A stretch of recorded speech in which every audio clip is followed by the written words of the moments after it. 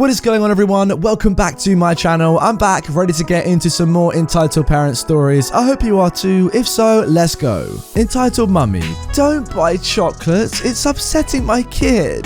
This happened about an hour ago. I was grocery shopping and decided to pick up a few bars of chocolates. That's when I heard the ear-piercing scream of what can only be an entitled kid. He looked like he was somewhere between 5 and 6 years of age. He began to violently pull on his mother's arm, pointing at my chocolate bars and yelling at her to buy him some. The entitled mum said to me, "Did you have to pick that up in front of him?"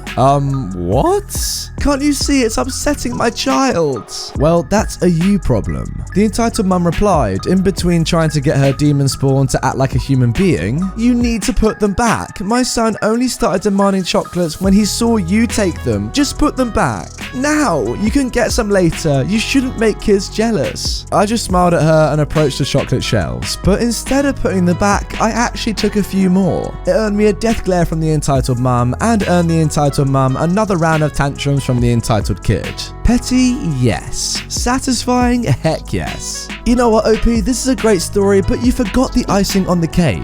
After you paid for them in front of her and the child, you should have opened one up and took a long, slow, over-dramatic bite, then walked off. That would have been perfect. Moving on to our second story, entitled parents complain about our electric fence, then wind up admitting their kids are the neighborhood thieves. We had a couple hundred cars and other motor vehicles stored at any given time. The neighborhood kids, older teens, some were actually adults, like to break in and steal personal items left in the cars, wallets, radios, GPS units, etc. If they stole the radio out of the dash, they'd rip the dash apart, so we'd have to replace the radio and repair the dash. It would be a very expensive repair. We had a 6+ foot high fence topped with razor wire and an alarm. They'd find ways over it. Usually they'd throw a mattress on the razor wire and hop over using a car. To protect ourselves, we put up an electric fence inside our security fence, the one topped with razor wire. The electric fence was 6 feet inside the outer fence. The neighborhood parents decided they were up in arms about our complete disregard for their little trophies. The local councilman and police lieutenant came to me asking what we could do to calm the neighbors. Mind you, the electric fence was installed with the blessing of the local government, fully permitted and licensed. I told the politician, he was the real mouthpiece, that we would not be disarming or removing the fence. He told me that the neighbors were very concerned for their children. I asked him which neighbors were most vocal. He told me. I looked at the lieutenant and told him that those were the kids to look into when there were burglaries and thefts in the area. The politician asked why. I told him the parents most worried about their kids were the ones that had kids they knew were climbing the other fence and stealing and vandalizing cars. Then I took them to show the fence. You would seriously think the councilman would have taken a closer look at the setup, but he only looked at the big yellow high voltage warning signs. When we got to the storage facility, the lieutenant laughed. The councilman looked like he walked in on his wife in bed with his best friend.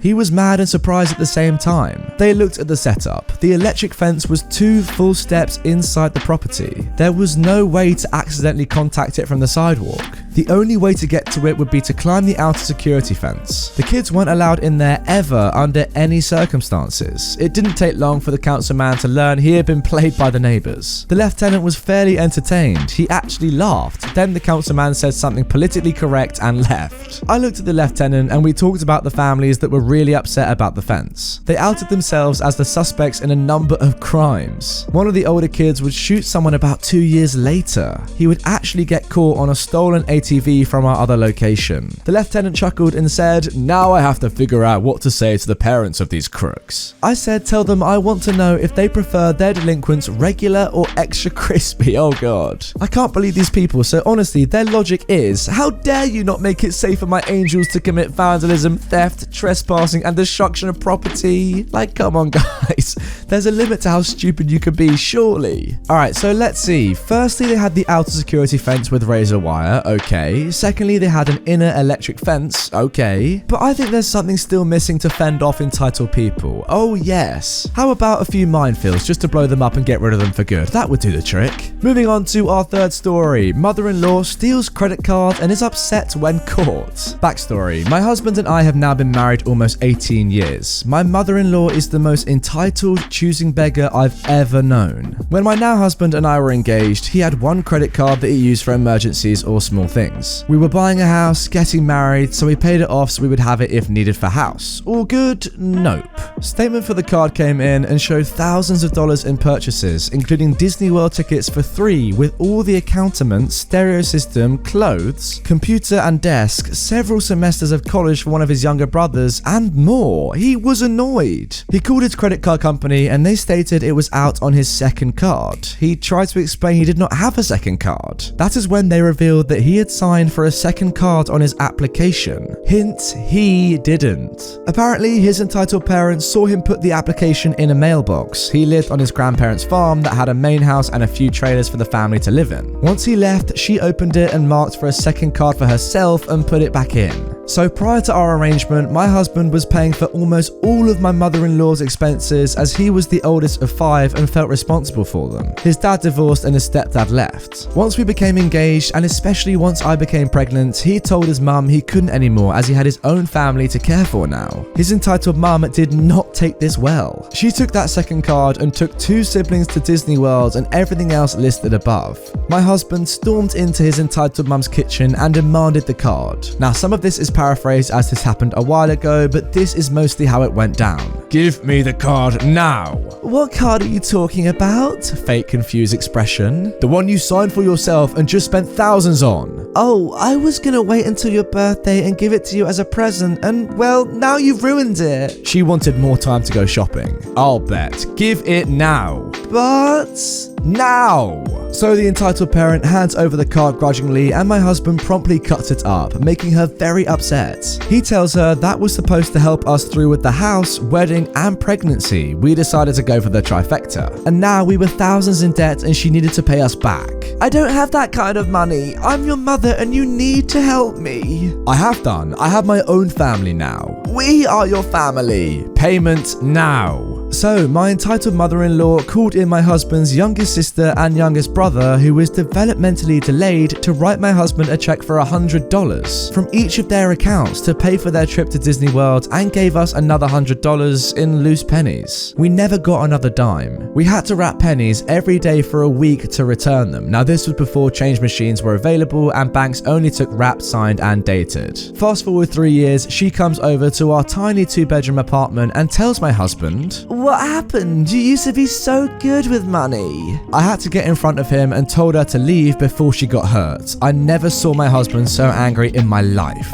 So that is how we ended up with $10,000 in credit card fees, including late fees. He wouldn't press charges because it was his mum. I have so many stories too. Oh god, I don't want to hear any more about this entitled mum. I mean, I do, but I don't. You know what I would have done? I would have reported every charge as fraud, since he didn't take the second card out himself and he didn't say that it was okay. He shouldn't have been on the hook for a dime, and really his mum, your mother-in-law, should have been punished. But then again, maybe it would have been difficult to dispute because banks may call it familiar fraud, like family fraud, right? Even if you press charges in that instant, I'm not sure you would have got off the hook.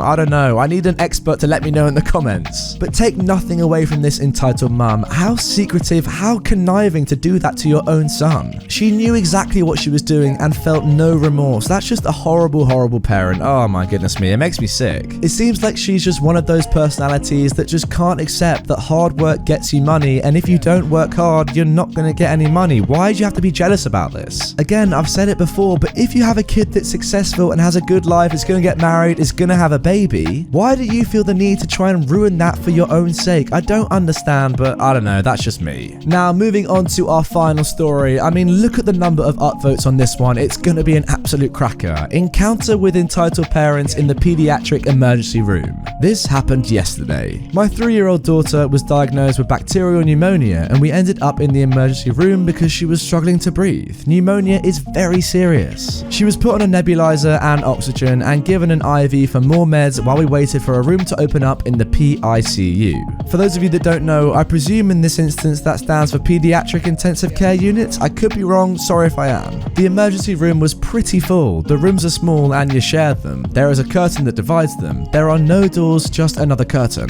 Around 4 p.m, a family arrives with mum, dad, 5-year-old daughter. The mum briefly looks in on my side of the room and could see my toddler laying in the bed hooked to the machines with an IV. It's obvious that this isn't a stub toe, so I can't help but overhear the parents explaining why their kid is in the emergency department. Stomach pain. Meanwhile, the kid is asking for something to eat. Are you joking? Stomach pain, but also asking for something to eat. Like, that makes no sense. Oh god, here we go. She sounds quite perky. Parents insist she has a kidney infection. Why? Why, man? Whatever, I don't know her history, I'm not interested. So my daughter was given a steroid through her nebulizer to help her open her airways. Her oxygen levels, which they wanted 90 or above, kept dipping down into the low 80s, making an alarm sound. The nebulizer makes some noise, and the side effect is hyperactivity, so my extremely sick kid was medically wired as heck. Within 30 minutes of arriving, the entitled parents call for a nurse and ask for a private room because their daughter needs to rest somewhere quiet. Meanwhile, their daughter was blasting Ryan's toy review from her tablet and loudly demanding chocolate chip cookies and milk. What? The nurse explains that there is no private rooms in the emergency room. My daughter then starts having a coughing fit, which is scary as her oxygen levels drop off and she chokes until she vomits. I had 2 nurses in trying to help by suctioning her and patting her back. I'm trying to help her, my daughter is turning blue. I hear the entitled mother ask the nurse, how long are they going to be expected to listen to that? Afterwards, my daughter was wiped out and was crying a little, and the entitled mum rang for her nurse again and asked again for someplace quiet so her little girl can rest. Her daughter was making a lot of noise playing with something. Then they started playing with the lights. My room has a switch to control the lights on each side, and then a master switch to cut all the lights. My daughter is afraid of the dark. The entitled dad cuts the lights for the room, making it quite dark with the curtain over the doorway drawn. I tell my husband to turn on the lights on our side, which he does. The entitled mum calls her nurse to complain that it's too bright for a little girl to sleep. It's 5 p.m. The nurse explained that they are welcome to shut the lights off on their side, but they have to leave our side alone. They complain a bit about how ill their daughter is. Meanwhile, my daughter is drowning in her own lungs, which I'm sure they know as you can hear everything. Then the nurse leaves and they shut the lights off for the entire room again. My husband immediately turns ours on and calls through the curtain that we need our lights on. Silence. Our nurse comes in to attend to my daughter's IV, and the entitled parents attempt to get her to force us to have the lights off.